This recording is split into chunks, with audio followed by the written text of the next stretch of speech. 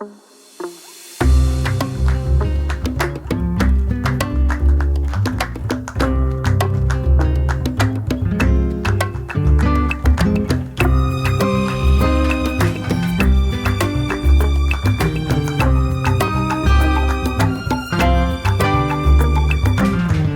to the Anomalous Review, the official podcast of the Scientific Coalition for UAP Studies. My name is Michael Glosson. I'm a philosopher of science and technology and the host of the show. This conversation is part of a special series on the Anomalous Review that we're calling the UAP Witness Series. Let me tell you a bit about it. In this series, I interview SCU members who've had their own personal encounters with truly anomalous phenomena. These conversations are a new format for us. As an organization, SCU leans toward a hard science approach to studying UAP. That means using quantitative data that fits into spreadsheets and that can be analyzed with consistent statistical methods. Things like the size, shape, acoustical, and kinetic properties of UAP. That's the kind of data that SCU specializes in. Now that's partly because of our skill set. Most of our members are working scientists and engineers. So we're used to using that kind of data and those sorts of analytical tools. But this approach also serves as a kind of hedge that keeps sober discussions about UAP from falling into unstructured or even unreasonable speculation. You probably know the kind of conversations that I mean. We like structured investigations that employ the tools that we're familiar with.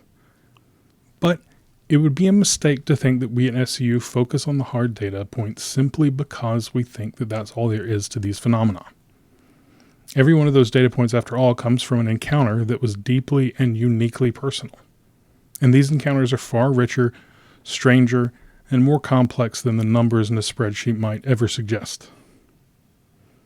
The tools of quantitative analysis just aren't great for analyzing those unique experiential dimensions, though. So, for our analytic work at SCU, we usually just set the rich elements of those stories aside. But shortly after we launched this podcast, SCU leaders told me that there are several SCU members who'd had their own encounters with UAP. And after a few conversations, we decided, let's invite those members to tell their stories, just as they experienced them, along with all the questions and ideas that those encounters gave rise to. Encounters like these are, after all, the source of our hard data points. And inviting people to tell their stories here is a way of showing what's on the other side of the spreadsheets, the unique, complex, deeply strange, and often unsettling experiences that push us to ask questions that data-driven analytical methods aren't always fit to tackle. But let me just say this clearly. Acknowledging the strangeness of these encounters and giving people space to tell them as they live them is in no way a departure from SCU's data-driven scientific mission. But it's meant to complement that mission by acknowledging the very elements of our source material that often compelled us to want to do the scientific work in the first place. This is an expression of the conviction that doing good science means holding on to intellectual humility before a reality that's under no obligations to conform to our expectations or to our tools. And that means facing reality as it comes, even and especially when it challenges our frameworks. We're putting out 2 versions of each interview in this series. One is a long, unedited version that contains the whole conversation. The other is a shorter version where the guest just gives a basic overview of some of the details of their encounter. This recording is a full-length conversation. In it, we go into significant depth, not just about the guest's encounter, but about how that experience affected them personally, and how they process the experience both intellectually and spiritually. These aren't quick stories. They're stories people have lived often for decades. We wanted to create a space where they could be told in full without interruption or oversimplification, and that's what this long version is meant to provide. My guest in this interview is Mike Pritchard.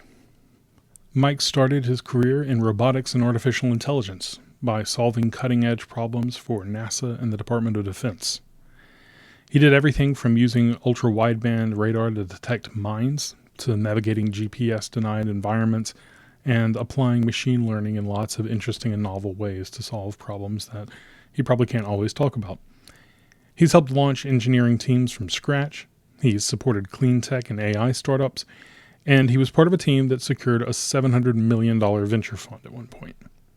He's even earned a commendation directly from NASA. Up to the point of this interview, Mike served as a Presidential Innovation Fellow at the U.S. Digital Service, a position that he has since moved on from.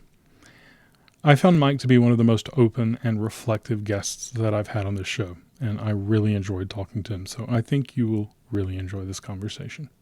Here now is my conversation with Mike Pritchard.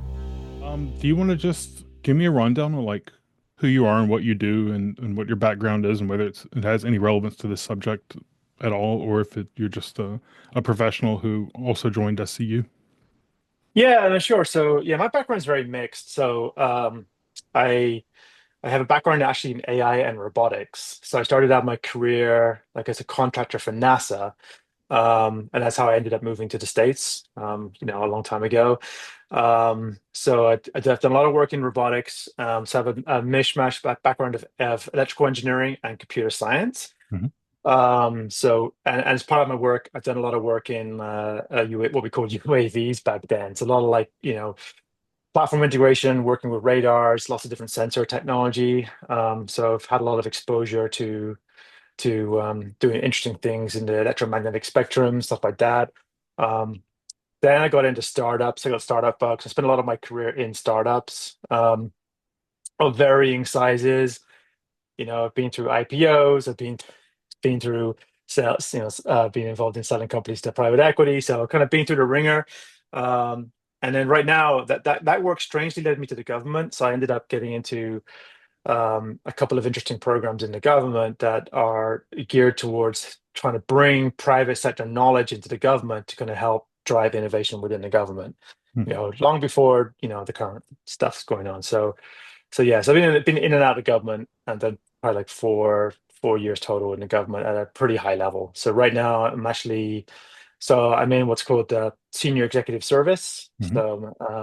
And my role right now is leading engineering at Social Security. So I'm really helping to look at the entire engineering architecture of everything that Social Security does and try to basically move it forward. Fix, modernize, whatever you want to call it. But yeah, that's the general background. Yeah, it's a pretty mix. Been all over the place.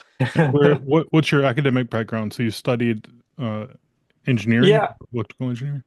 yeah. So I have a bachelor's in actually cybernetics and control engineering from Reading University in the UK.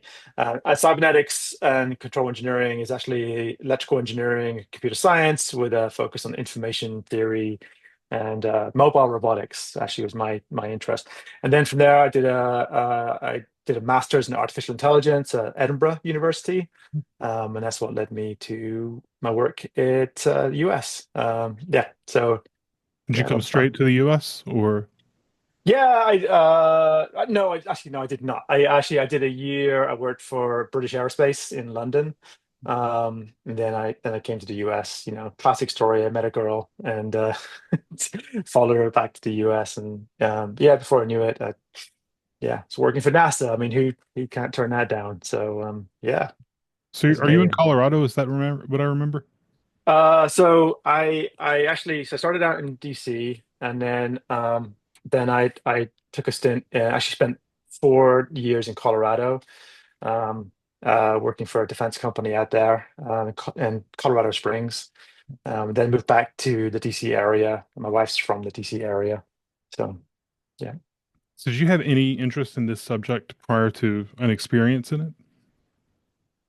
Um, yes. So this is kind of the weird thing about my experience in a strange way. I'd never had an experience. At least I don't think I have some weird memories from childhood that um I've thought about but never really connected the dots. And I don't even know to this day if those memories are weird. And I can get into that. But no, um really for me, I probably got into the subject probably a few years ago, actually. And for me, it's just a puzzle. It's just this mystery that I've been hearing about, and I just love the mystery of it, right? And coming from a background like it's scientific engineering background, to me, it's just so interesting. what are these things, right? I thoroughly believe, and I have friends that have had experiences, and but nothing specific got me interested. Um, but then be, being in government, I heard stories inside the government, which I can't talk about, but nothing specific. I'm not um, pulling. I don't know anything, but you hear rumors, um, and it just the subject just got yeah was really compelling for me to understand it. And then I kind of came across SEU because I really wanted to kind of find an organization that was approaching it from a scientific perspective, Hmm. because like we don't know what these things are, right? But there's enough anecdotal evidence. I think the anecdotal evidence at this point is overwhelming. So I was pretty convinced something is happening. What that is, I have no idea, obviously, like anybody else. So it just seems to be something we should investigate because this could be something that's natural, could be a naturally occurring, whatever it is, right? Ball lightning, even ball lightning, we don't really know what ball lightning is to this very day. Um, and it could be an indicator of some exciting new physics. We just don't know, right? Um, there's so much we don't know, and that's why I got into it. And then, but then, when I came into SCU, I really started to go down the rabbit hole, and I was actually looking at like my philosophy has been I want to get to the data. I'm a nuts and bolts guy, right? I want to look at the data. What data do we have today that we can get hold of as a civilian? And I was specifically looking at uh, hydrophones. Like, so I went on this roundabout journey trying to find data, and I found that you can get all this data from hydrophones. They're all over the coast, different coasts. There's a lot. There's a lot of them, right? The data is really high fidelity data, and it's used for marine studying of marine life, right? Um, and specifically, there's a whole bunch of hydrophones around Catalina Island. Hmm. So, as a well-known UFO hotspot. So I was studying that data, and my hypothesis was that because I think there's from like at least 5 or 6 hydrophones in that geographical area, and if you look at that data, there's weird things like something moving fast that we could perhaps see that in the data. And I was actually really deep in looking at that at the time, and that was what immediately preceded my experience which and weirdly, I have just not gone back to it since. Um, You're I not don't going know if back to that's hydrophone data, you mean? no, I have not. It just yeah, I don't know why. I was really deeply fascinated because, and to put it this way, I had to go out. There's I think around about 6 to 7 terabytes of data, right? And I downloaded. It took me a long time. I had to write code to download the data. It's all in Google Cloud, I think, but it's too slow to work with.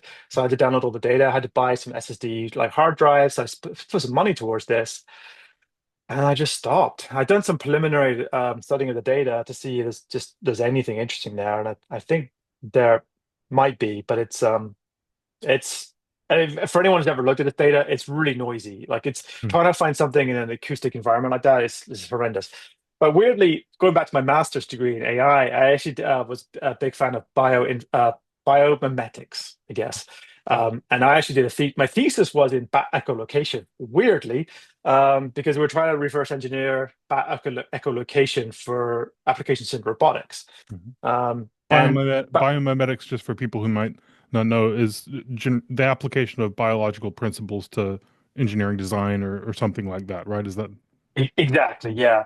And what's amazing about bats is that they are able to do things that we don't really understand how they do it. For example, like if you were to suspend a wire, like a series of wires, they can detect the wires, even though what we know from information theory, the wires are too thin to be observed by the bat. But somehow they are doing some processing that they can see obstacles that are finer than we think they should be able to. Oh, that's So fascinating. I never heard this. yeah, it is. It is really fascinating, and it's not magic. It's just yeah. And so I was specifically studying their prey capturing ability. They have an amazing ability to very precisely control their velocity. So when if you have a little moth flying around, they can like send out the signal to the moth, and they can control their velocity so that when they intercept the velocity that intercept the moth, the relative velocity is zero at the point of intercept. And I was studying that. It's really pretty fast. It's amazing, actually. Yeah. And but like any biological system, the way they do that is really simple. They've come up with a very simple mechanism to do it. Anyway, so I've done a lot of signal processing in my life. It's something I find fascinating. So is the idea, at least with bats, is the hypothesis you're kind of gesturing towards that they have some other stream of information that they're processing, or that they are processing their signal in some way that we don't understand, or we're misunderstanding the sort of nimbleness or the thresholds of what they can perceive? I mean, possibly it's. I mean, it's. You got to be careful to not go beyond the data, right? Not to come up with conclusions that go beyond the data. And so I don't know. My guess is that. I mean, when you think about it, like we do signal processing, right? And our signal processing is still way beyond, say, what a dolphin can do or what a bat can do, because they've evolved these systems for millennia, right? For millions of years. So we're just not as good at this than they are. I think fundamentally. So, for example, they're doing like they have tricks to sweep the frequency range, so that they do things that like that we don't really know about. But like now, if you go look at like say, it's the same thing with like cell phones, right? Like we build a 5G mast today, right? Not because we couldn't do that 20 years ago, because our knowledge of signals and managing signals has got better over time. Hmm. So now we can cram more data per hertz, right? Than we could 20 years ago. So I think it's the same thing. It's just like just technological advancement, and they're doing some very interesting things. So anyway, that was why it's worth looking at. And there's a whole bunch of other very interesting use cases. Like the funniest one I remember was I think it was crickets, which is something hilarious. Which is that I think it's the female cricket is what makes that noise, right? Makes that characteristic noise. Now the males will head towards the female, but the actual wiring inside of the cricket is very basic. They have like two ears, basically two, and then they have almost like a direct connection to their legs. So like the left ear points to the right leg, and then the right ear goes to the left leg, and if they hear, and then the like they have acoustic cavity that's like geared, that's like has a resonant frequency at the frequency of the female. So anyway, it creates a standing wave, and then if it so if it tickles the neuron, basically it fires Just the fires left. its leg. So yeah, That's funny. so basically, if it hears a sound to the left, it fires to the right leg, Hmm. so that it moves, and then and like that, and then if it's straight ahead, both legs go forward, and It's like being remotely controlled by the female cricket's sort of in a sound. way, and it probably doesn't. He's probably not even consciously aware of it. It's just hardwired to go towards a female cricket. That's just, I That's mean, this was like back in 1998, 1999. So the theory, I don't know, but I remember that was what got me into biomimetics in the first place, because it's just this fascinating, very simple approach to solve a problem.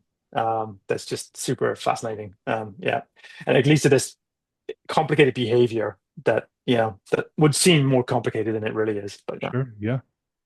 But Or anyway, sorry. we would assume that the mechanisms behind it were like equally complicated. There was some parity behind the complication of the mechanism versus the complication or sophistication of the behavior or something, but it doesn't seem. Yeah, exactly. And the same is true of the bats in a way. The bats have just built it's more complicated, I think, but they have their brains have like certain neural networks that have evolved to do certain things that do very advanced signal processing. Yeah, and it's believed that humans have the ability to do echolocation. Like we actually have that neural machinery in us. It's just very latent. And Yeah, you can actually do. It's actually interesting because you can try it if you're in a dark room and you close your eyes and just like make a noise. yeah. You can train yourself to actually get a very rudimentary sense of like how far a wall away is away or something like that. So anyway, it's So you fascinating. you were interested in that. You came across this Yeah. cache of hydrophone data. It was just like Yeah. publicly available. Yeah, it's publicly available. There's a whole load. So I was looking for any data that's publicly available, satellite imagery, whatever it is, and I just found there's a huge trove of data, um, and I figured that there's so much data that it can't, maybe it's not compromised or hasn't been tweaked because it would be hard to manipulate it to hide anything. I don't know. So that's where I landed, and I will get back to it, I promise. But, You but seem perplexed by the fact that you oh, haven't yet. sorry, one second. Go for it. You seem perplexed by the fact that you haven't continued with it. And Yeah, that to me has a resonance with a detail of your story, which I'm sure we'll get to. But I just want to make yeah. a note of that. Do you are you perplexed at your own I sort of dropping it? am. I I have lost interest in studying the topic, and I'm trying to get it back. Like I had like previously, I was so excited. I was writing Python scripts and and all that kind of stuff, and I was really, I have been for years, and now I've just yeah, it's like that drive is just gone. And I'm trying to get it back, but I've not been engaged in the community at all since then. I'm still like tracking, like reading Reddit like everybody else, but. Yeah, I'm trying to get back into it. And like it's funny because every time I sit down to do it, I just can't. It's And weird. there's nothing you know Yeah. of that's doing that. It's not like you've been jaded by the Yeah. community or the news or something. No, nothing's happened. I don't know what I like honestly, I don't attribute this to any kind of like crazy woo or anything. I just but I can't explain it. It's weird. And I promise you I will get back into into it. Um, but it's even like so I spoke to Robert Powell about my story and because he actually, interviewed me as an investigator. And so I have done something. So I did I after my experience, I was really frustrated because the most frustrating thing about the whole thing personally is that I didn't get any data. Hmm. Um, and that's what drives me crazy because the engineer in me is like, I should have been collecting all this data and I didn't. And that drives me crazy. So I've been trying to go back and look at it. I was looking at like seismology data, like is it from USGS, satellite imagery. I even bought went online and bought some commercial satellite imagery of the location, and I actually wrote some code to actually go out and pull satellite imagery from public sources. So I can just put a lat long in, and it would like just spit out like what's available. Um, and so I have done some work, but it's all been focused on that event. And long story short, I found satellite imagery like the morning of and the evening, but no, I found the morning of, sorry, and nothing around the time of the event, which sucks. That does. I'm Yeah, sorry. It's a characteristic yeah, frustration. I mean, it's hard to get good data on anything. So why wouldn't this yeah, why wouldn't this be the same? So you were let's get that keep that story going from the hydrophonic data yep. period. So you said that there was nothing in particular that got you interested in the subject, but do you remember there being a tipping point where you were like, I actually want to put my own time into this? Was there a year or an event that Um, was going on around then? no, I don't. I'm trying to think. I don't believe so. I just. Yeah, I just slowly over time got interested in the subject. I mean, you just hear more about it in the media and more and more. And I've just had a natural interest, but no event, nothing triggered the interest in my life. Now the weird thing is going back to my childhood, I have some weird memories in my childhood that um like I have weird memories of, and this is gonna sound really weird, but multiple times there was a hot air balloon that went right over my house, like literally like a foot or so over my house. And weirdly, to me that just seemed normal. That happens to everybody, right? And It now looking doesn't. back at it, It doesn't yeah, happen I know, everywhere. right? Yeah. And now looking back at it, like I've read all of John Mack's books, for Mhm. example, right? And then reading some of that stuff, and people have had these weird memories of something that was a normal object, but just out of place. Like seeing a hot air balloon over your house. But I have these memories of these hot air balloons like right over my house when I was a Like kid. with the basket, I mean, did they seem Yeah, kind like of a vaguely hot air basket. balloons and just Yeah. Now there are hot air balloons in the area, so it's not like that's like crazy, but it's just like the proximity was just like crazy. but that's it really. I don't otherwise. Yeah, I don't. Um, you know, yeah, it's weird. So but nothing. No, no, nothing triggered it. Just I like a good mystery. Like I study. Like I've got into Egyptology of late. I bought a couple of those vases that everyone's been talking about. And I bought two. I got two. They're alabaster, but I've got like a vase that's from the allegedly from the first dynasty, and it's perfect. If you put I it can go like a grab it. LiDAR scanner, it's, oh yeah, please show us. I would love Yeah, to. yeah, I'll go get it. Yeah, we'll be right back. Sorry, my wife is just joking with me because I'm just like carrying these things around. She's like terrified. No worries. So this is one. I don't know if you can see it very well. Is it kind of blurry there? Yeah, but Uh, I get the yeah, it seems yeah. pretty well And made, and pretty this precise. one is yeah. This is like if you feel inside, it's a little rough inside, but on the outside, it is like just perfectly smooth. It is like there's no pull marks on this, nothing. It's just perfect. Um, it's also beautiful. It's actually really beautiful and really thin. Um, Yeah, you the can't lid really, on it looks like it's quite thin. yeah, yeah. I mean, it's almost translucent. Like if you were to put light in here, it's yeah. So like I don't know how you'd make this today. Like it's so thin, and alabaster is it's a soft material. I don't know how you would make that without like being such a frustrating process because every time you make a mistake, you got to start again. And it is just and you probably don't see how beautiful it is, but yeah, and I can see like through the light, it's translucent. It's incredible. But that is the first allegedly, according to the archaeologists, it's the first dynasty. I got this one too. This one is actually an example where it's much rougher, Mhm. and you can see tool marks on it. I can actually see the tool marks on it. It's still fairly thin, but and it's actually broken, but um, and it is still incredible because it's translucent. And what's really fascinating inside of it, you can see it's almost like it's ribbed inside, like some Hmm. tool went inside to carve it out. And even like the tool marks you can see on the outside, like it looks like it was machined. Um, but this one's not perfect. This one, yeah. But I mean, they weren't expensive, weirdly.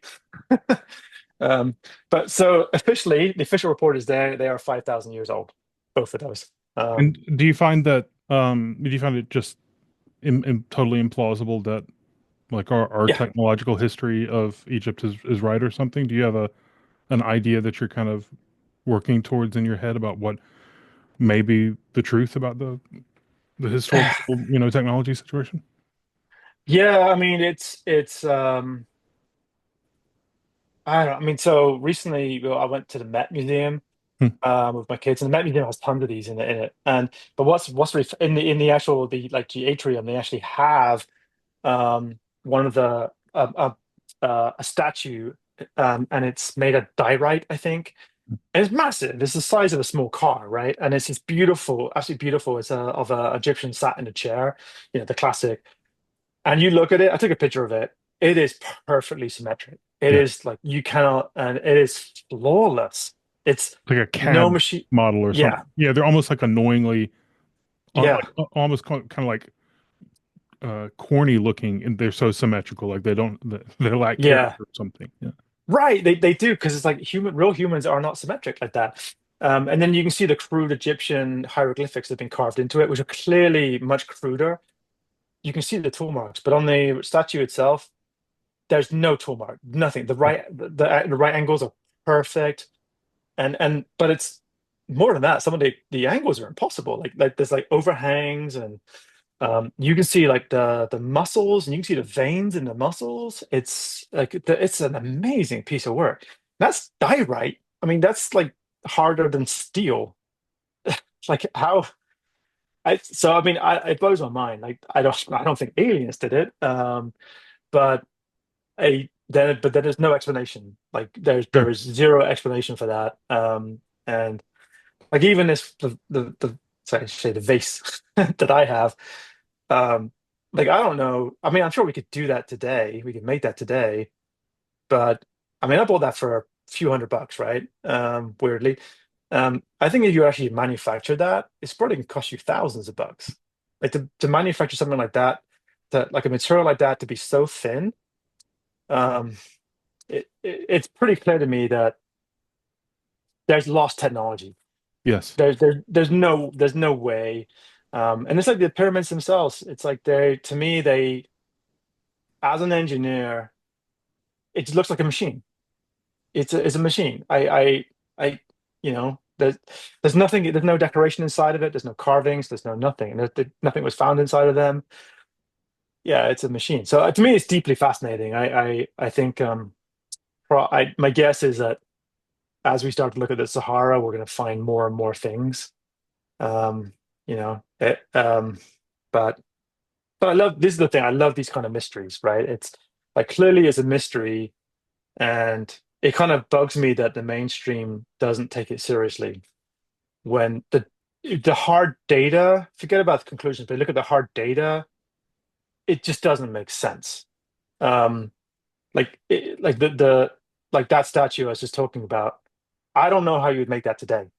I mean, I just there's don't. like a You don't kind make. of there's a kind of orthodox view that, well, when you have an infinite population of slaves and a lot of copper files and a lot of time, you can Right. do extraordinary things with it. And I don't know at what point any evidence could Yeah. overthrow that interpretation. It just seems impervious to evidence. Yeah. But I don't find it I don't find it very convincing either. I've often wondered how engineers feel about those things, because archaeologists and engineers are such different sets of competencies that I've wondered, do engineers look at this stuff and think like there's just no way this was made by copper files or Yeah. Yeah, there's no way. And if you look at it like the Sphinx, isn't it? I mean, we know that's all. Like geologists have looked at the weathering on the rock. We know it's over 5,000. Like the data point, the data is very, all the scientific data and like points to the same conclusion that the Egyptians found this stuff. And in fact, they that's talk what they about that, say. right? Yeah, that's That's what their they own say narrative. themselves. I mean, Absolutely. exactly.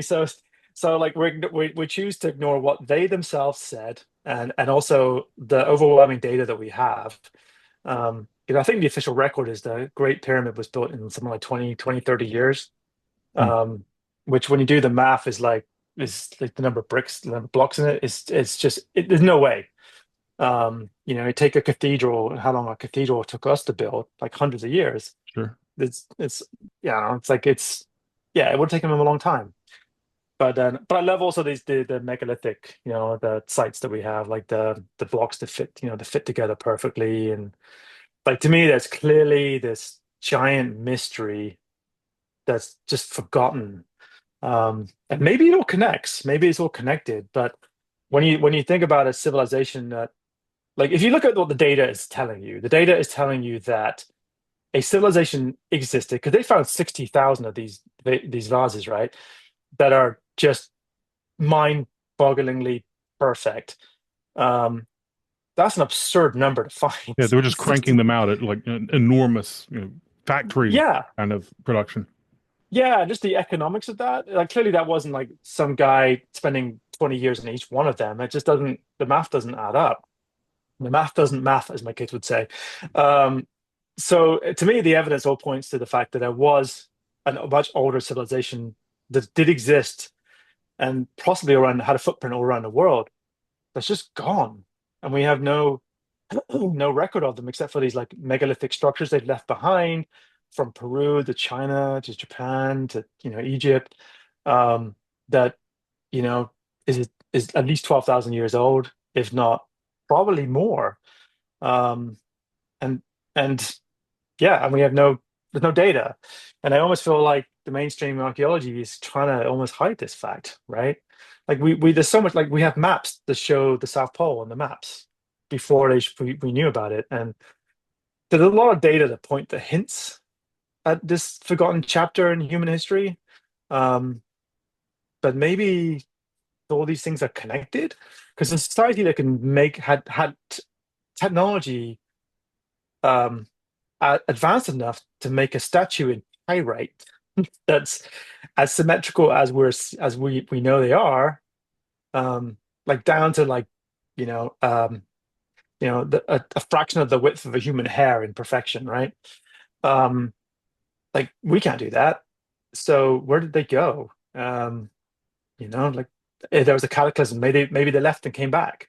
Maybe what we're seeing, I don't know. So I feel Did like did somehow, did yeah, one of these they're interests predate the other for you? The UAP interest no, is the sort of no, historical stuff. yeah, but Egyptology was more because I had COVID and got went down a rabbit hole Yeah. on YouTube. Mhm. But as an engineer, it's like again, it's like these mysteries. I think they cry out to scientists and engineers because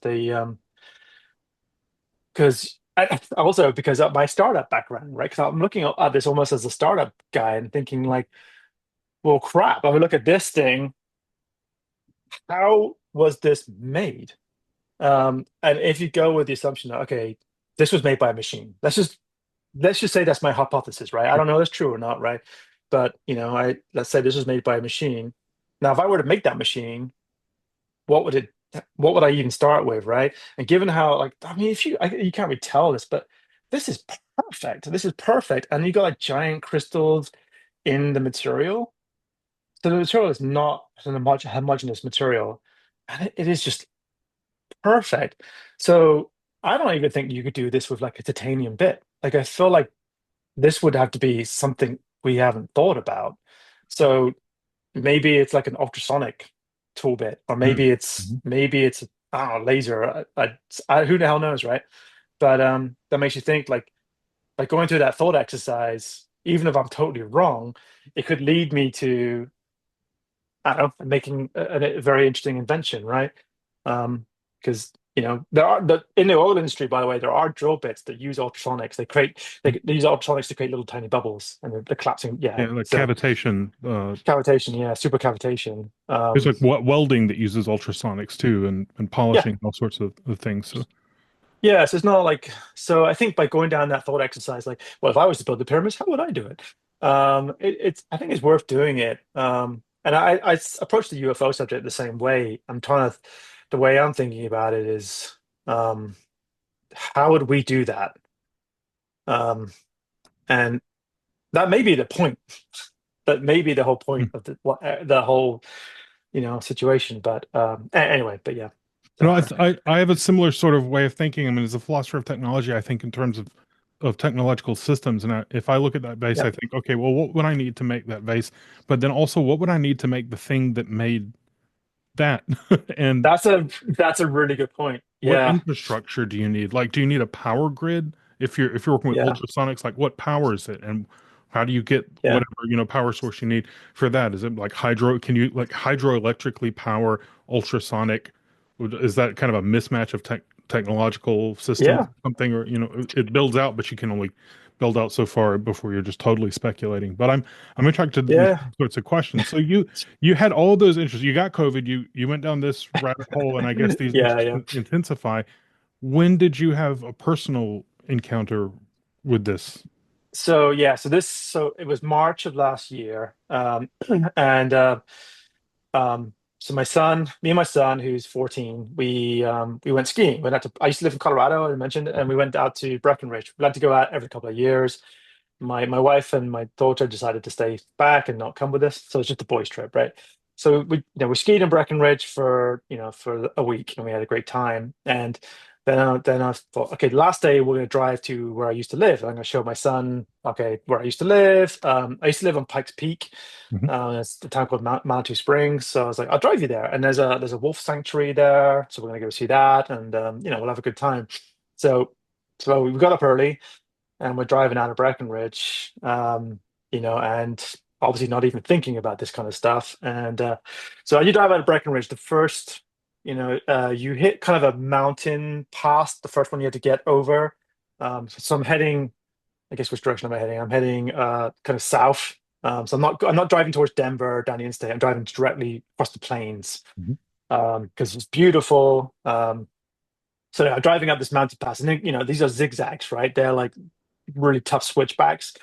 Um, so I'm driving around one of the last switchbacks, and like as you drive around the switchback, your car is like like at a hell of an angle, right? Sure. You're Yeah. almost looking up, and as we came around, I see this thing, and it's not that far away. I saw this. It's this metallic object. And at first, I thought it was like a water tower, right? Hmm.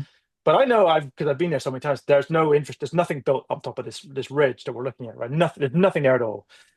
And I'm like, that's a water tower. But wait, I don't see a connection to the ground. That's weird. So I told to my at that point, turn to my son and say, hey, do you see that? Is that really weird? And he said, yeah, what is that? And he said the same thing. Is it a water tower? No, no, it's not. It's not connected to the ground. Um, and it was so it's Oh, it's silver, floating. Is that the idea just that it's just, floating. yeah, in But air? it's so hard to explain because it's so, okay, so it's winter and there's snow everywhere. There's a little bit of a wind, and this thing is just perfectly still, and nothing else is. It was Hmm. just, it didn't look right. It looked fundamentally wrong. And that doesn't make any sense. It just looked wrong. So you looked at it, and the weird thing is, my son didn't even see it. But when I pointed it out to him, it's almost like you can't not see it anymore. Hmm. Um, and so anyway, I came around. Now we're driving. So driving, parallel to it, I guess. And I slow right down. I remember looking behind me. There's cars behind me, and I couldn't pull over because there's snow, because snow plows been through, and there's like a giant wall of snow, right? And there's nowhere else to go, and there's traffic. But anyway, I slow right down, and we're looking at it, and it's like, what the hell is that? And it wasn't. It's hard. I can't tell how far away it was. It looked like it was hovering over a ridge. It must have only. It wasn't. It was fairly close to the ground, but you could see the a gap between the trees, the top of the trees, and this object, and there was clearly nothing between it. And it was perfect. I would say it was a squat sphere. It's what it looked like to me. I wouldn't say it was egg-shaped. It was more like if you take a sphere and squish it a little bit, Hmm. that's what the shape it looked like. And it was just perfect reflective surface. There was no markings, No nothing on it. seams or welds or anything that you could Nope, see. nothing, no signs of anything. It was like this pure object. It looked like someone just painted it on the sky. It was so weird. Um, and but at the point it got really weird is that I'm then like, great, I'm gonna stop. I'm gonna like get my phone. We're gonna take some pictures. Hell, I'm gonna hike over to this thing because it didn't look that far away. Like it's hard to guess because it was so perfect. You couldn't really figure out how far away it was or how big it is because there's no visual cues as to how, to really go on. But if I were to guess, I'd say it's probably the size of a house. And it was probably not that far away. It was probably, you know, quarter of a mile at most away. Now, Mhm. my son thinks it was smaller. He says it was like maybe 50 feet, 100 feet, something like that, and a lot closer. Um, we did some work with Robert Powell. Actually, it was really interesting. We went on Google Street View, and we were able to, like, through his work, which is really cool. He kind of walked me through the encounter, and I was telling him how big it was relative to like where it showed up in the windshield, and from that we were able to get that more of a clear sense of how far it was away. And from that, actually, I think we came up with an estimate of around 100 feet, and not that far away, less than a quarter of a mile away, because he walked me through it, because the point at which I couldn't see it anymore. Um, we're able to get somewhat of a decent estimate of where it was and how big it was, and yeah. But the weird thing is, anyway, I was like, holy crap, this is just like, I can't believe this is happening right now, right? So I'm gonna like it's so close. Like this is what I dreamed of. Like, this is amazing. And so I wanted to, stop, take a picture. I was like, I don't care. I'm gonna stop in the middle of the road. I don't care. Um, and then it got weird because then I had this, like, suddenly I get in my head, I'm like, we have to be somewhere. And it felt like a strong emotion, so it's kind of hard to give it context.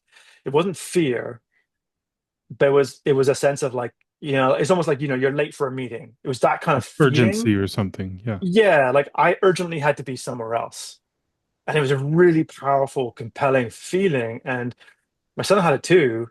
And even though I'm looking at this thing that's like probably the most interesting thing that's ever happened to me, I am like, oh yeah, I gotta be at this wolf sanctuary or whatever, right? And Were which you we aware in that moment that this is a weird feeling I'm having, that this isn't like really no, comporting with reality? It's just, no. But the weird thing is, so we drove, so we drove up to the pass, and then then I started to think, okay, I'm gonna turn around.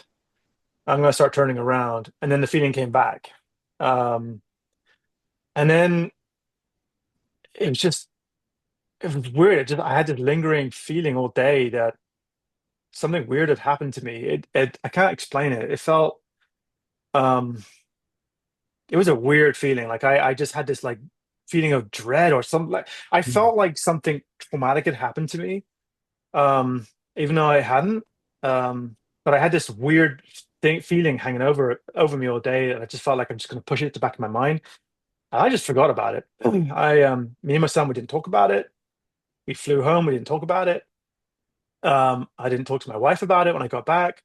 And this is the point. She joked to me that this is how she knows this really happened, because she knows I would have talked about this incessantly with her the sure. moment I Yeah. got off the plane. But no, I didn't talk about it until, I mean, this happened in March. I didn't even talk about it until like June. Were you aware that And you weren't talking about it? no, I can't, it's so weird. It wasn't like I had forgotten. Like I remember this had happened, but I just didn't want to talk about it. And I don't know why. And then it just suddenly felt like I could talk about it now. Um, Did you think about it at all in that period? Was it something that you could privately sort of reflect on, but you didn't want to talk about it, like literally talk about it? Or was it something that you didn't want to even talk to yourself about?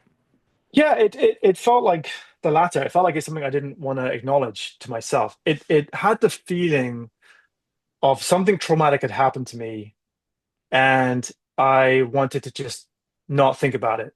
That's what it felt like. It felt, yeah. Do And you that's think that might have been exactly what happened, in the sense that, like, it's traumatic to experience something that is so at odds with your perception and understanding of the world? Do you think it really was just emotionally and psychologically traumatic to see something so strange? Or do you feel like the trauma, or the sort of what we're calling the trauma of it, is this weird, inappropriate layer that's being kind of pushed onto the experience? I I have wrestled with this since this happened. I don't know. Part of me is this is just a lizard brain. You saw something that just doesn't compute. Like you have, because I can't really get over the wrongness of it. Like that's like the only way I can describe it. You see it, it just it just doesn't belong. I mean, that's the like I would have thought you see like a spaceship or whatever, and like I get that. It's like it's a physical object. Okay, I don't know where it came from, but it's real. This was just the wrongness of it is what was, and I kind of wonder if that's part of it. Like that is like your brain just can't handle it. It's like you don't have any reference point. I don't know, but then again, like I remember distinctly thinking to stop, and even saying to my son, we're gonna stop. And I remember distinctly, I was looking to find somewhere to stop. I looked in the rearview mirror. There was a car behind me, and it was like right behind me, and there's traffic. And I'm like, ah, dang it, how am I gonna do this? I remember having that thought, and then it was, now I gotta get out of here. And I don't think the guy in the car behind saw it. I don't think anyone else, because there's other cars. It's Breckenridge. There's other cars around. I don't think anyone else could see it, which sounds really weird.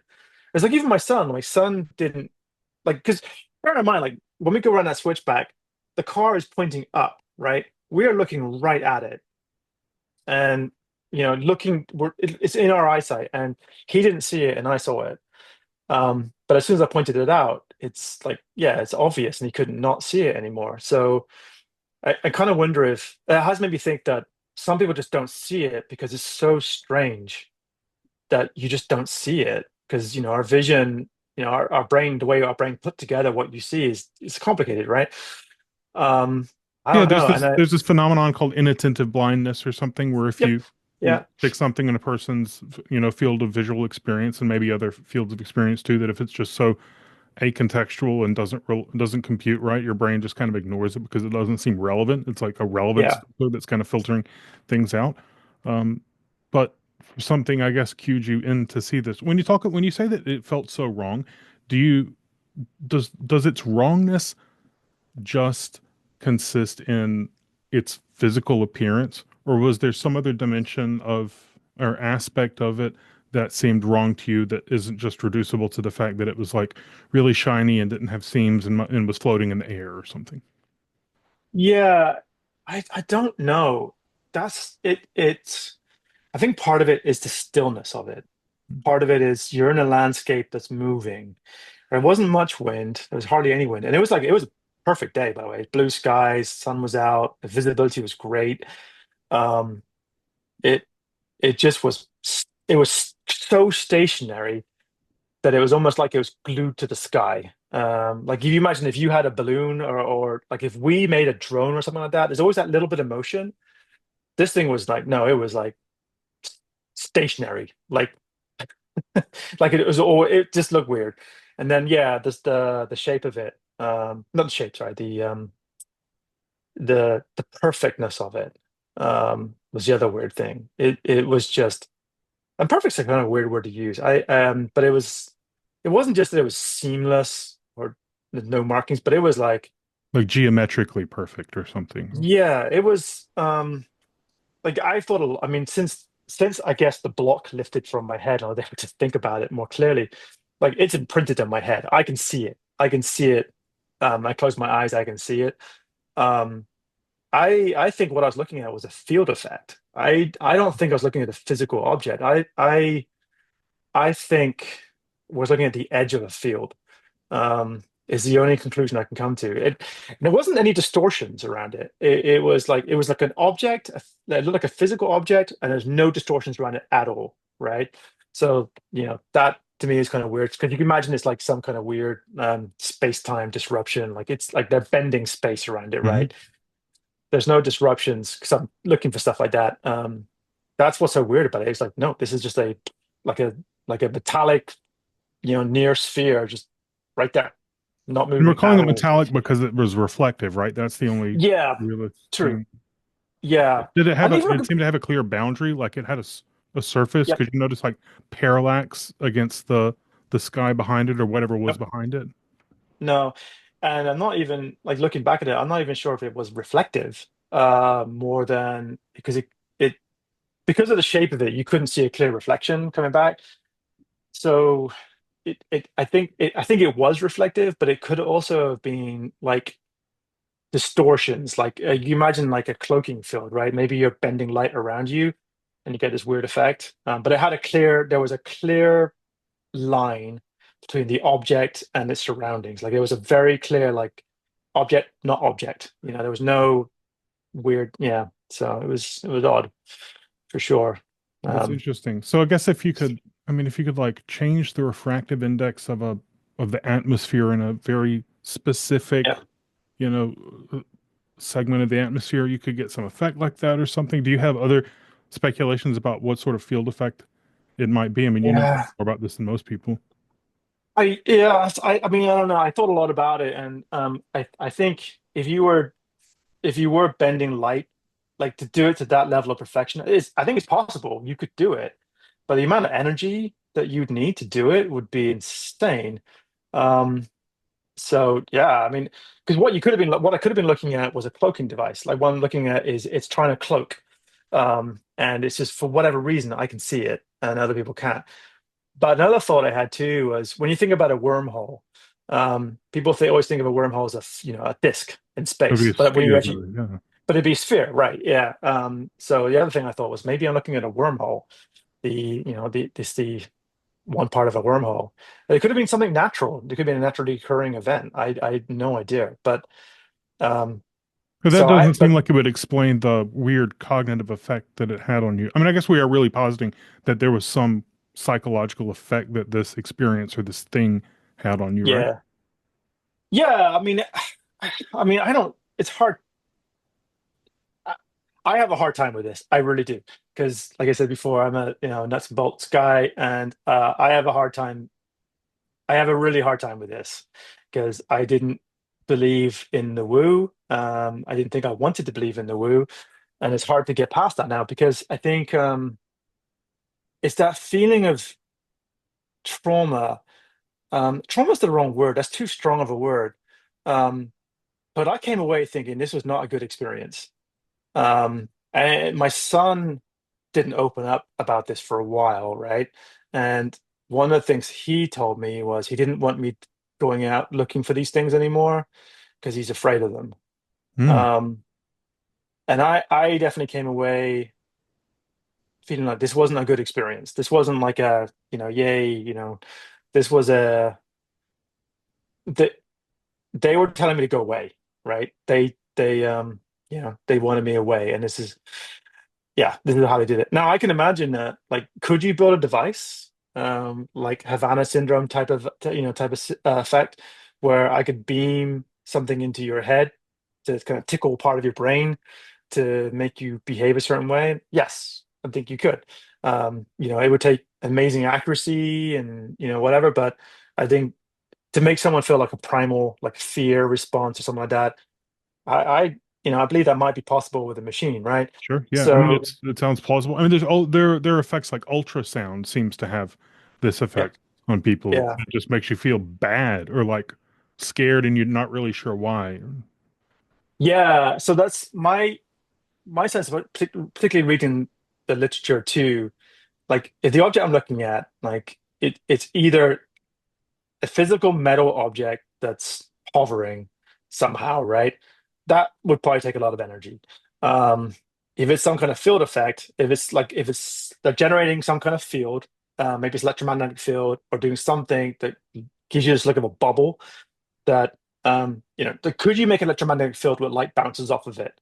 I mean, I don't think so because I think that's not the way it works, um, but I mean, you could probably make an electromagnetic field that distorts Hmm. light. We know that's possible. So again, but that would take a huge amount of energy. So any scenario I can think of involves a lot of energy, which leads me to, like, they don't want people close to it because if you got too close to this thing, it's probably going to be bad for your health. So the idea that these things might set up a perimeter defense around them to keep stupid humans away from it, so we don't wander up to it and burn ourselves, is very plausible. So that's kind of where I've mentally gone, because I think the alternative is so scary. Um, and all the other things are just simply my my reaction to it, um, my psychological reaction to it. But I can't escape the feeling that this was whatever happened was like is leaving a footprint of trauma behind. Like it's I'm a little scared of these things now, to be honest with you. Like I when I first talked to my wife about it, it felt like um it felt like the kind of thing where I'm telling you about this traumatic thing that happened to me in my childhood, and I Hmm. finally want to tell you about this thing. I want to get it off my chest. That's what it felt like to me. It felt like I yeah, it's weird. It just it yeah, there's some fear around it. Like it just yeah, it did not leave a good feeling in my head. Have you Um, thought about talking to a psychiatrist about this? Because it sounds like a genuinely interesting and maybe undocumented psychiatric phenomenon where you say, I have a trauma, but nothing actually bad happened to me. yeah, You weren't harmed, you weren't threatened, there was no obvious danger that you were in, but it had this profound psychological negative effect on you. And I'm not sure we've even documented cases of people having, traumas where nothing really bad actually did, or even they didn't even perceive anything bad yeah. to them. I have. It's funny. I have thought about that, but I think I came to the point where I don't want to know. But I have read, and I'm talking to Robert Powell too. He's talking about encounters that are similar. So my experience is not unique. A lot of people have, well, not, I wouldn't say a lot, but other people have had cases where they have witnessed something, and it's had this impact. Like they've pulled over, they were going to take a picture, and then they didn't, and they just kind of went away Mhm. because they had this like overpowering fear or some other emotion, right? So it's I know that this is not unique. I'd be open to it, to be honest with you. I would be open just for the. I would say I'm kind of scared to do it personally, but for the research, I would be interested. Now, I did try to piece together the timing, because I'm trying to keep to the data, right? I'm trying to keep very Sure. specifically to the data of what happened.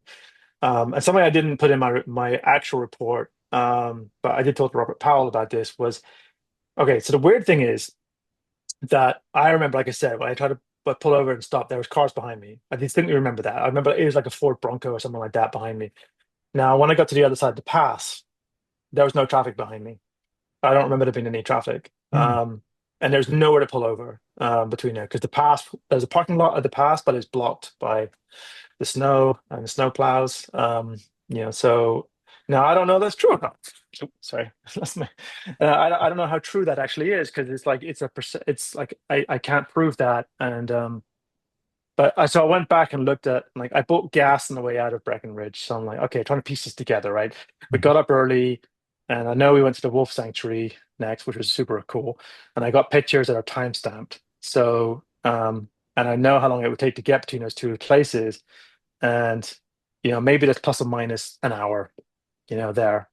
Um, so I didn't lose time, and if I lost time, it would have been a small amount of time. So I don't think anything happened to me, but I don't know. Um, but I don't think so. Um, but Oh, I see. And that's yeah. one of the worries about maybe talking to a psychiatrist, then it might uncover Oh, some sorry. Yeah, I was specific thinking experience. about like like the hypnosis session to find out like to recover memories. But yeah, no, outside of that, I yeah, I mean maybe. I I uh I think I got past it now. Now I am starting to get intense curiosity about it. It's coming back. I do a When lot of did that thinking happen? about. You said like a block sort of lifted and then you felt like you could talk about it. Was there an event or did it just kind of slowly lift? It just seemed to happen. For me, it was like late June. For my son, he didn't want to talk about it at all until a couple months after that. And even now, he does not like talking about it. Hmm. Yeah, but now he's better. Um, but yeah, so yeah, it's weird. It felt like a thing. It felt like can't explain it. It felt like something went away. Like it felt like a weight in my head that was gone. And yeah, so it's weird. The whole thing's weird. Yeah, Like I it said, I have a sounds hard super time. weird. Yeah, and like I said, I want to get back to researching this, but and I don't know if the reason why I haven't been able to get back into the research is because of the fear. Um, like I don't know if these are things we should mess with.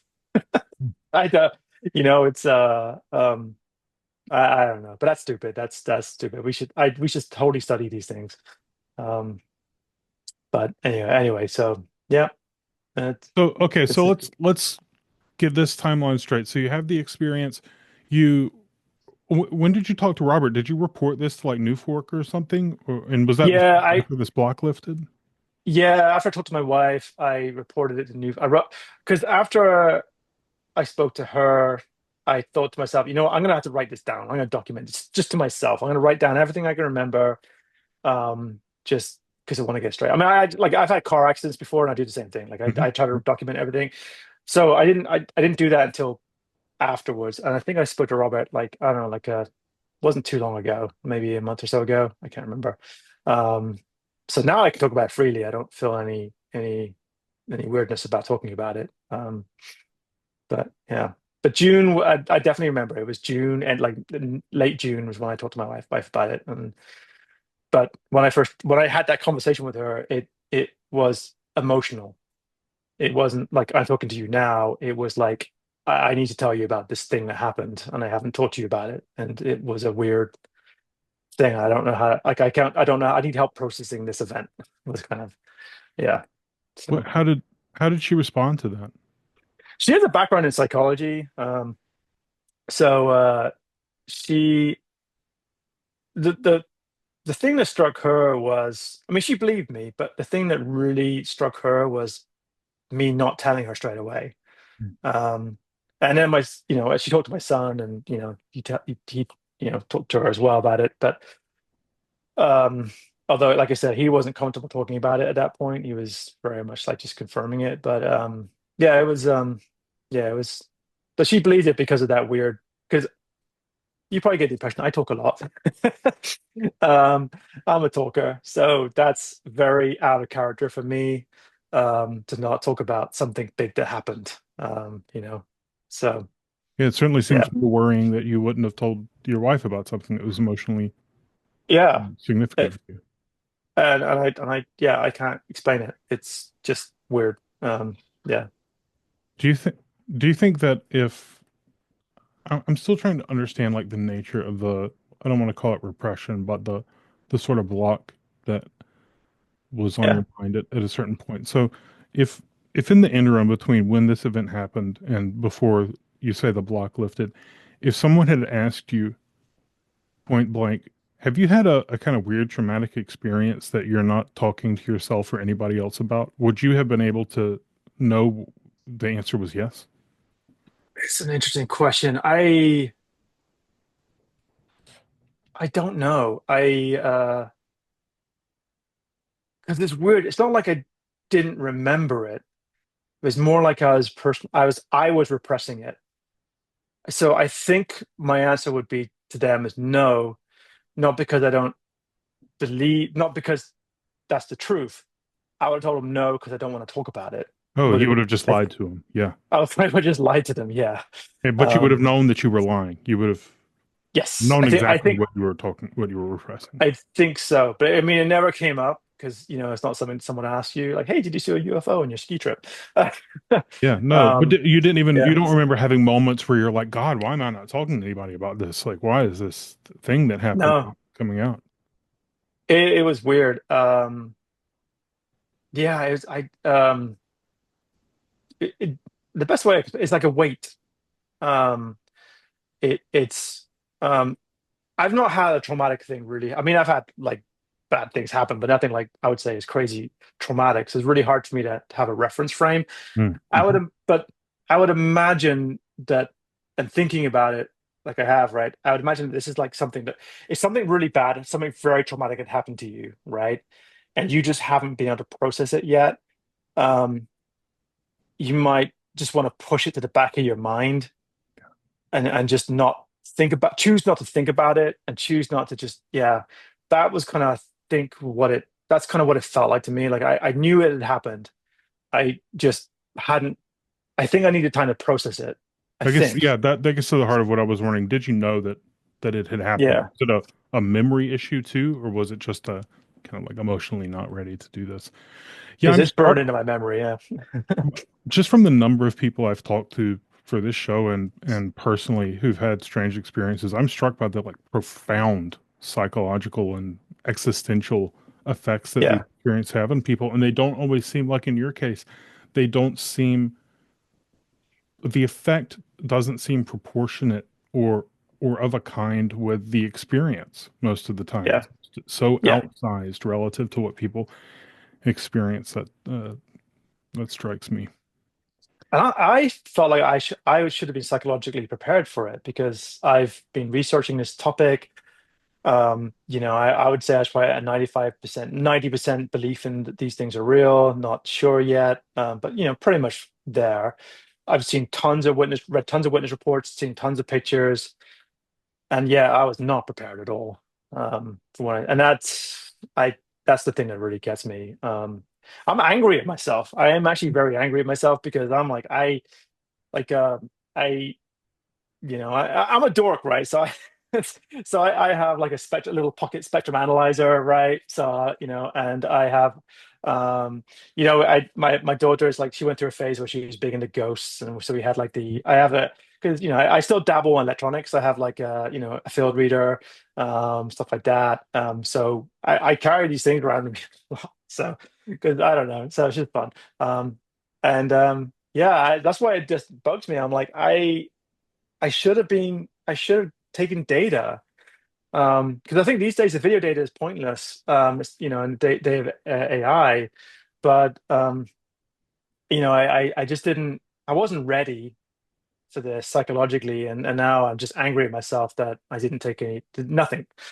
It doesn't I seem had like you would I have been able to, like, just whatever yeah state that you were in with that experience. It's not like you could have just turned around with your pocket analyzer and whipped it out. yeah, and that's what scares me. That actually, outside of my experience, I am kind of scared of these things now, because.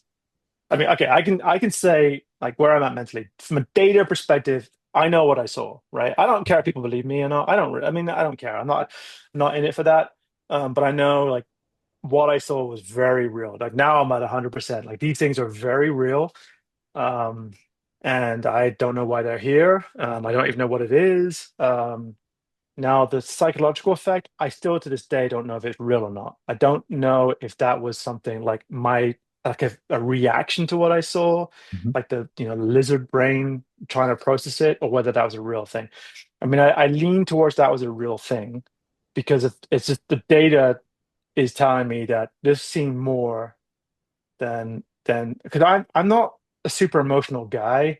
I don't react very strongly to things, so that I've never had that kind of reaction to anything in my entire life. And so that was very out of character for me, and as my wife has also said too.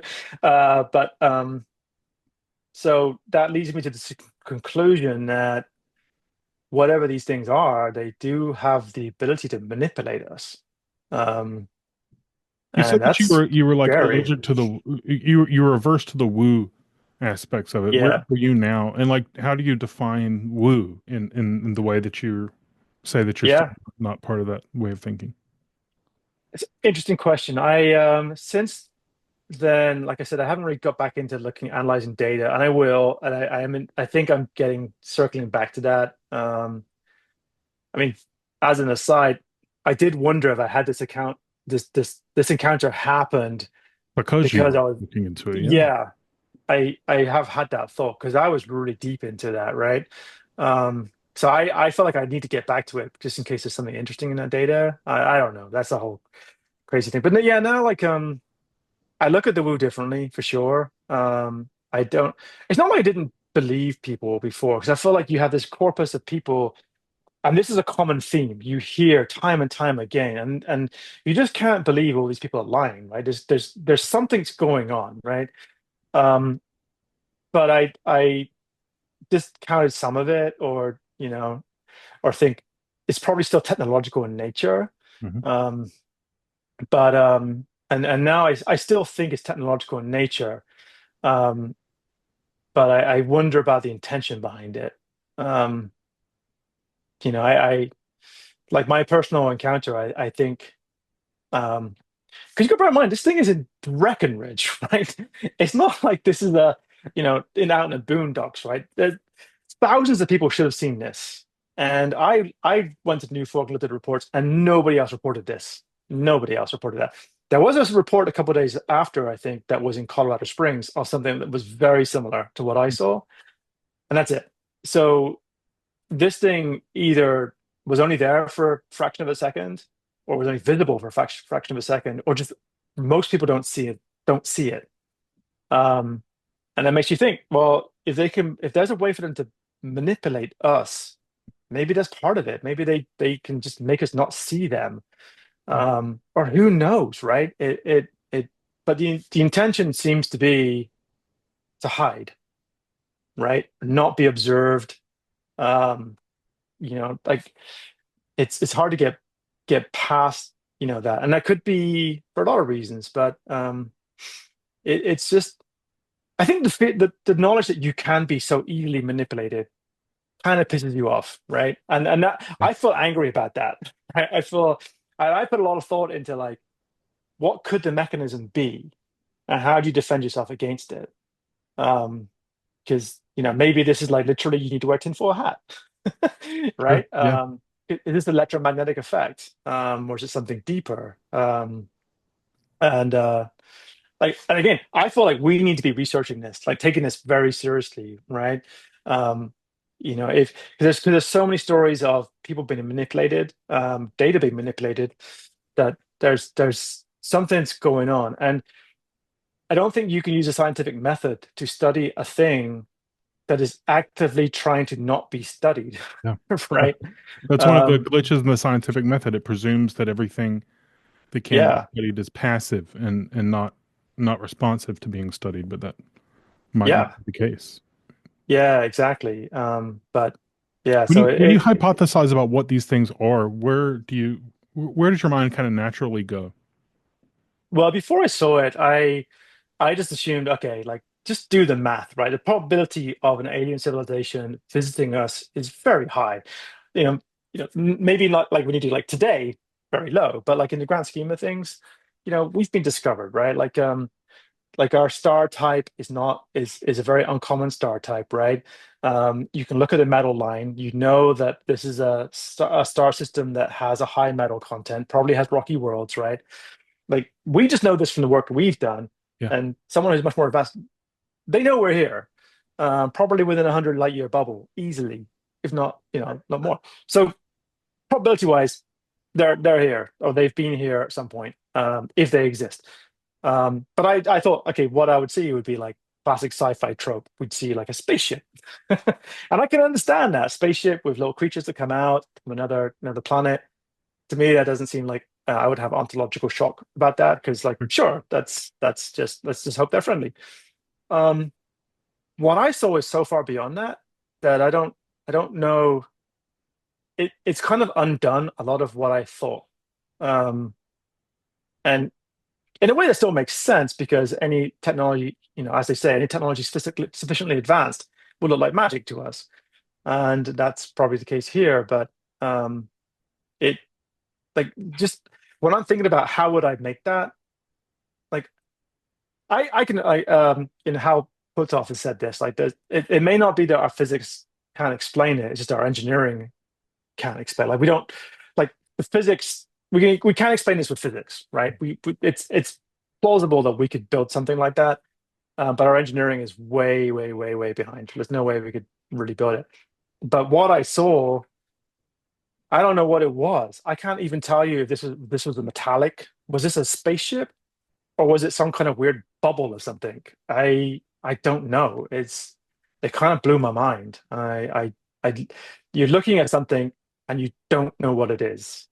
Um, I At don't one even. point in I our don't. Yeah. conversation, you use the term they. I think you maybe not even that Oh yeah. respectful. You said they don't Yeah. want us to Yeah. go near it or something. But I think Yep. that kind of reveals something about how you naturally think about it. Do you still, if I asked you like explicitly what's your best theory, does it include a they that's like a conscious group entity that lives on a planet somewhere else or what? I.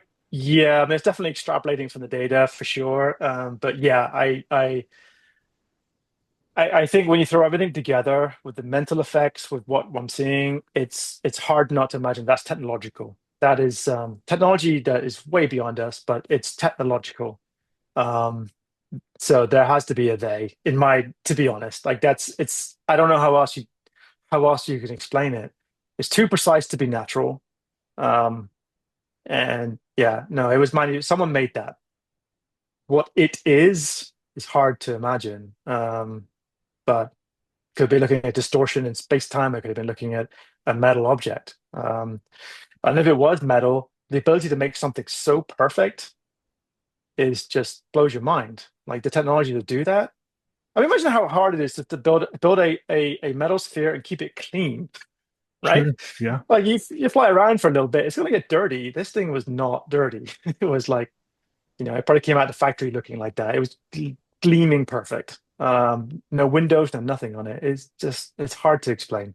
Do Like you I don't. fit your experience in with the sort of like taxonomy of other UAP stories and say like, well, I can kind of piece together like what I experienced is sort of like when a person sees I don't know, a normal flying saucer. Is that the same kind of thing, or do you think of your experience as kind of like qualitatively different and part of its own category of you don't know really what it is?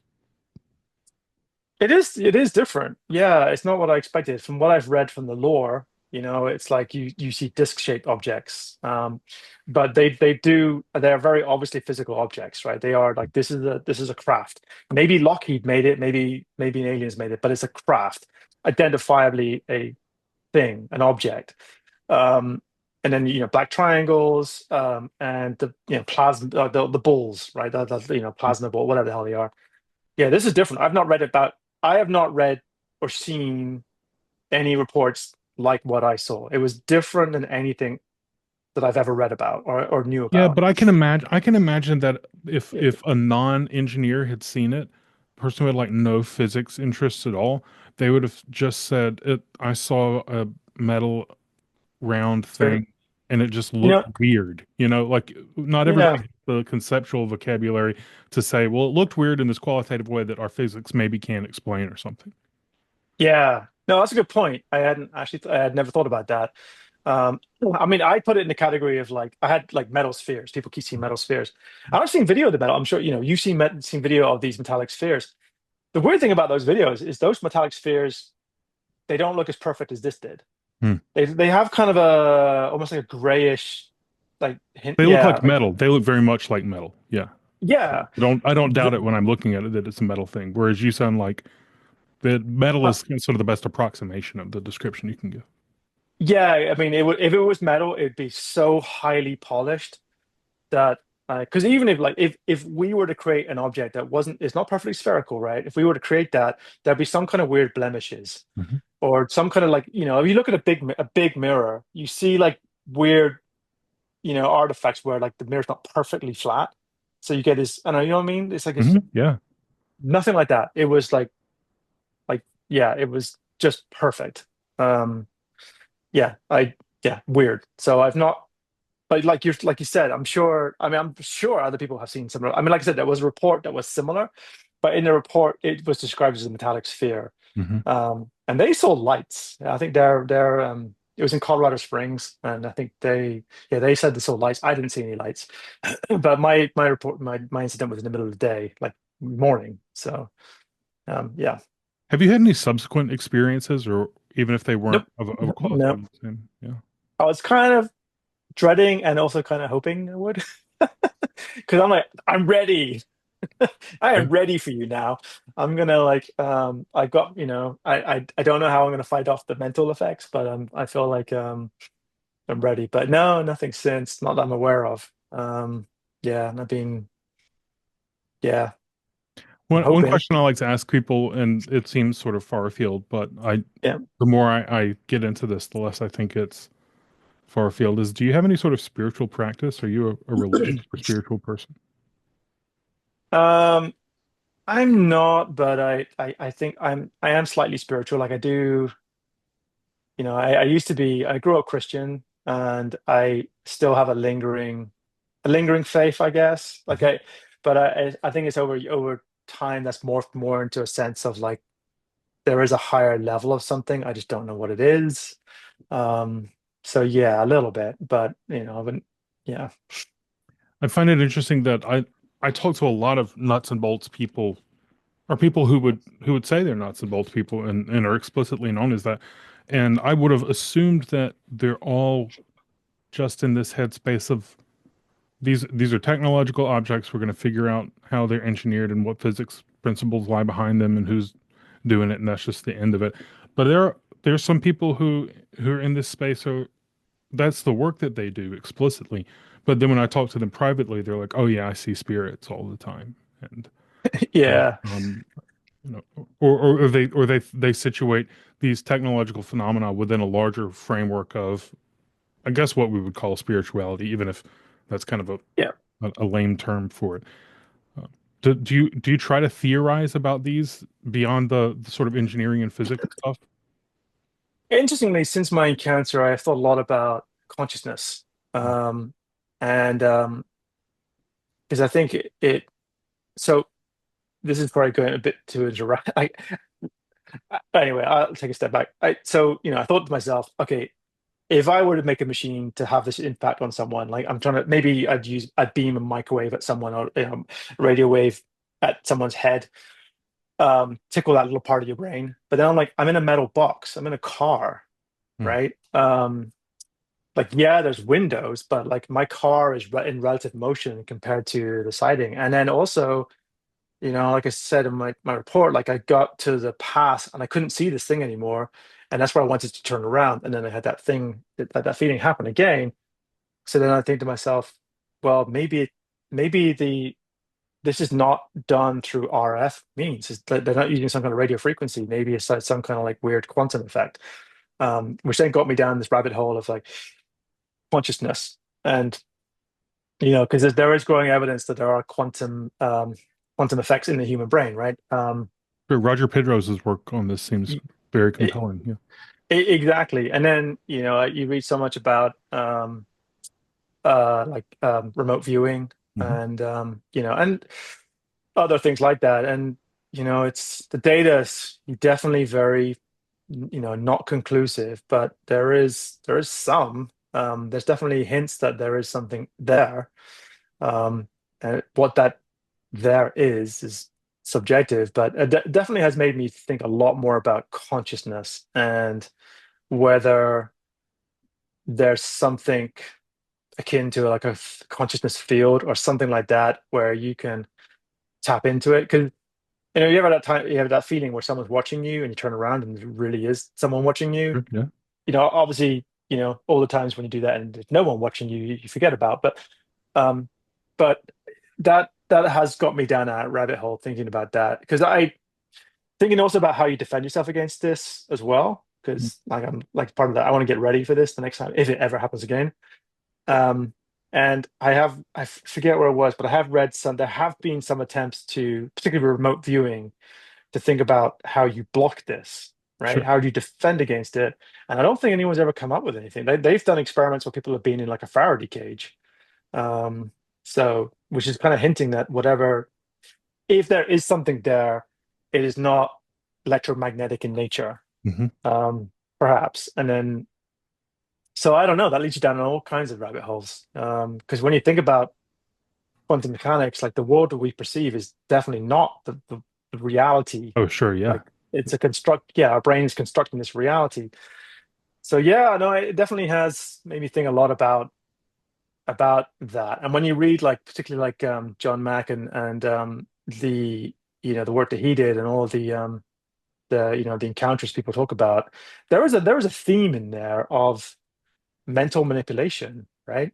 Yeah. Um, and yeah, I definitely makes you think.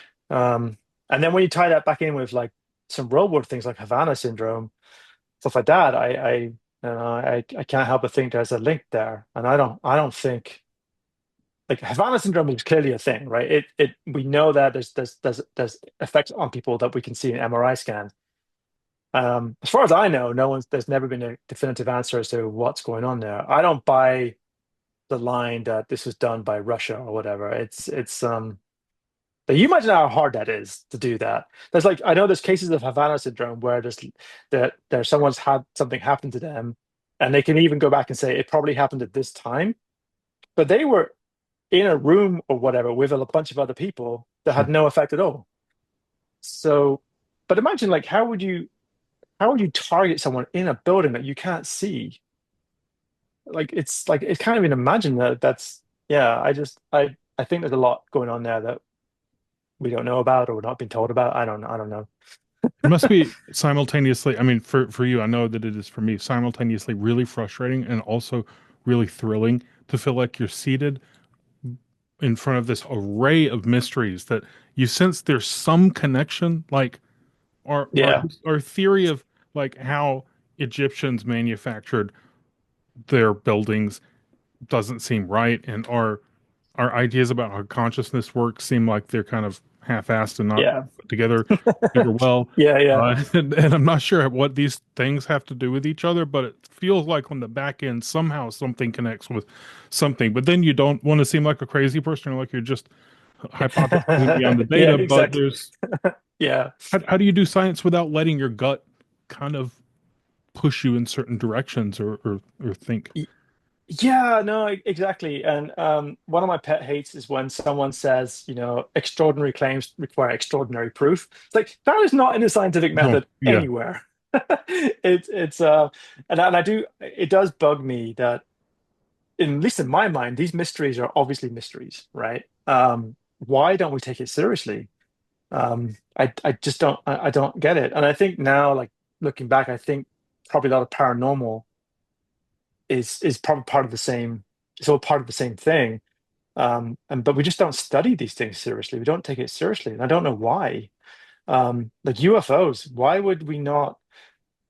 Like, why is this not an all hands on deck to study these things? Agreed. Um, and I don't know the answer to that. And like, I work in government, and I don't buy the, I buy there could be, there could be black programs, but I don't think there's this giant conspiracy to hide this stuff. No, I agree. Um, I don't think there is. yeah, and I wonder if, based on my account, this is something that doesn't want to be known about. And like, if you go out and to study it, you come back maybe changed. I don't know. Yeah, it's weird, but I don't understand like why, as a society, are we ignoring this?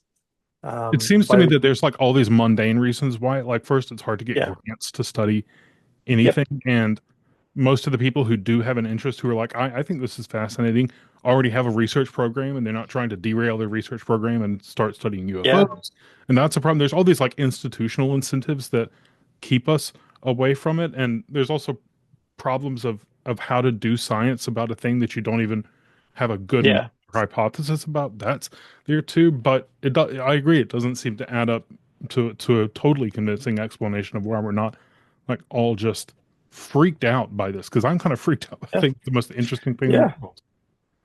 I know. And I like I said, my experience was it didn't feel it felt scary, right? I feel, still like, this wasn't a, it wasn't a positive experience in my life, right? Um, but I still come away thinking to myself, well, the whatever this is, and I do, I probably do fundamentally believe it's a they, right? Hmm. That they're not hostile per se, because clearly you know, if they're, hanging around Breckenridge in a something like what I saw, like there's nothing we can do about that. Like Yeah. there's nothing at all. And they're, they don't seem hostile in nature. If anything else, looks like they're studying us, and they don't want us to get too close to their, their dangerous, power reactors or whatever. Um, so I take comfort in that. And but again, like, why don't we study this? Like, why, um, even like from a startup perspective, we're seeing amazing technology, and by seeing it, we can start to rule out a whole bunch of things like dead ends that we may have gone down, Hmm. because we have evidence, right? Like, you can Oh, see, interesting. You're saying yeah, just for doing general science, we may be yeah, able to eliminate, you know, research programs that would fail and just by the observations that we can make about this stuff. yeah, exactly. Because if you imagine, okay, go out and study this for real, right? We can start to come up with a hypothesis for how these craft work and start to try to eliminate them, by using hyperspectral sensors, looking for how light, reacts around these things. Like, do they have magnetic fields? Make measurements of the strength of these fields, like the frequencies of these fields. Like it's just, to me, it's so crazy in that we're seeing advanced technology that I'm sure, the military is trying to reverse engineer this or whatever, but like, where are the VCs, Hmm. right? Like, it's like, if you could reverse engineer a tiny fraction of this technology, you're going to make so much money out of it, that it's just crazy. And but yet we're not, and I don't get that. And there's other mysteries too, like megalithic stone structures. You go look at these things, and then, like, that's 100-ton block that is perfectly mated to the block next to it. How the hell did they do that? But not only how did they do it, why did they do it? Because that doesn't make any, like, you don't build a building out of 100-ton bricks. You make small bricks, Yeah. right? So, like, that was a culture that was so comfortable using stone and cutting stone and moving stone, but they were able to do that. And no one's studying it. No one's like taking it seriously. And it's, yeah, it's infuriating. It really is. As an engineer or a scientist, it's just super infuriating. Um, and the technology that we could discover from this could, change everything, right? Like So if zero some point venture energy. capitalist tried to hire you and said, "Will you help us study how the Oh, ancient hell yeah. Europeans like made stone manipulating. Yeah, I mean, hell yeah. I mean, like and like we have enough hints of there's things like the Casimir effect, if you're familiar with that. That like we're now at a point where we know that there are quantum fluctuations, and we we know there is a potential to get energy from the quantum, quantum vacuum, right? We just don't know how to do it yet. Actually, there are people, there has been a couple of people that have legit managed to extract energy from the field, but it's such a small amount of Extremely energy, low amounts, yeah. so it's There's hard for even them to like a prove it. propulsion system, right? That we've shown some tiny Yep. amount of thrust from a system Yeah. this way, but it's just so minuscule. That's a Yeah. start, right? There's no reason to think that you couldn't, up that amount of extraction. Yeah. Like Townsend Brown and all the work that he did. And like you go on to YouTube, there's enough people. I have actually built a asymmetric capacitor, and it works. Like, I mean, it's hard to prove. Like, it's minuscule, right? And it's hard to prove, but there's enough there that I don't understand why are we not studying the hell out of that stuff? Because it fits. It's not like this is out there. Like, it fits the theory. Like we yeah. Like, we know if we manipulate the quantum vacuum that we can do interesting things. It It's just not like we're not. ghosts, where even if there was really good evidence for ghosts, we don't even have a framework to understand what the hell they could be to understand them. It's not like that. It's like we do have a physics framework that understands Yep. how these things could be possible, and we have evidence that they are in fact real and being practiced or something. So why aren't we studying it? I know, and some of the stuff you would describe it sounds like magic. Like, it just, like, if like if you, like, all light that we know of comes from wiggling an electron, right? Like, if and then you wiggle an electron over here, and then somehow this electron over here starts to wiggle too, and but we don't know what happened in between. We call it light, but it's like we don't know.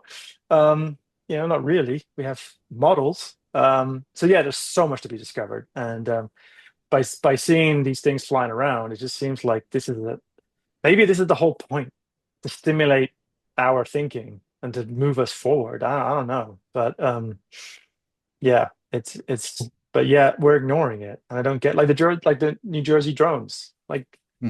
Yeah, 90% of these are probably false reports, but some of them, not all of them. Um, like, why isn't there like thousands of people out there, like, observing the night sky? I know there are some, but it's crazy. But then, more than that, like, where's the discussion about, okay, what kind of sensors do we need to have? Hmm. Because what we don't need more video. Like, that's no, Sure. that's not useful. Um it's how do we move the conversation forward, right? I think a lot of people are stuck in trying to prove that these things exist, and I think, no, screw that, because who cares? We should move the conversation towards what we want to do next. And what is that? Is that reverse engineering these things? Because that's where, as an engineer, I'm at. Yeah, I think VCs that are out there should be studying the hell out of these things. Um, and there's enough anecdotal data. I thinking through this stuff. Okay, so if you start with the hypothesis that these things have very, very powerful electromagnetic fields, we should see them on the power grid. Hmm. They should show up. You should see Hmm. surges on the power grid. Oh, just because they're And exciting the electric grid in some way, yep, right? yep. And so we have this huge network of cables that could detect the motion of these things. And the data is being collected, but just we can't, it's held by utility companies. So anyway, yeah, yeah.